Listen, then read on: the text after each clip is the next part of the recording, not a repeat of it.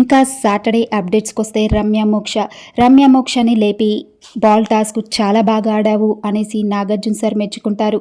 అందుకు రమ్య మోక్ష thanks sir అని చెప్తుంది. ఇక తర్వాత వార్నింగ్ ఇవ్వడం మొదలు పెడతారు నాగార్జున సార్. ఏంటమ్మా నువ్వు మాట్లాడే మాటలు, అక్కడ మాధురి నువ్వు చేసిన డిస్కషన్ ఏంటి, కళ్యాణ్ గురించి పెద్ద పెద్ద మాటలు పాస్ చేశారు ఇద్దరు కలిసి.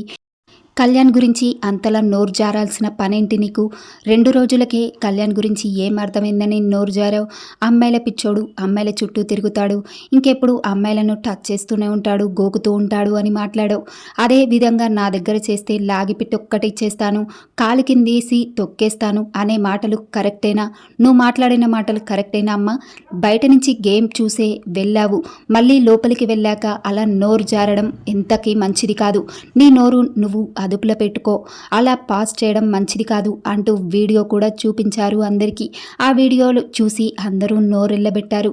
ఏంటి ఈ అమ్మాయి ఇలా మాట్లాడింది అనేసి చాలా అంటే చాలా ఫైర్ అయ్యారు ఆ అమ్మాయి పైన. ఇంకా ఆడియన్స్ని కూడా అడిగారు నాగార్జున సార్. ఆడియన్స్ కూడా రమ్యదే తప్పు అని చెప్పేసరికి ఇక రమ్యకైతే గట్టి వార్నింగే ఇచ్చేశారు నాగార్జున సార్. పక్క వారిని జడ్జ్ చేసేటప్పుడు మనమేంటి, మన గేమ్ ఏంటి, మన బిహేవియర్ ఏంటి అది చూసుకోవాలి ఫస్ట్.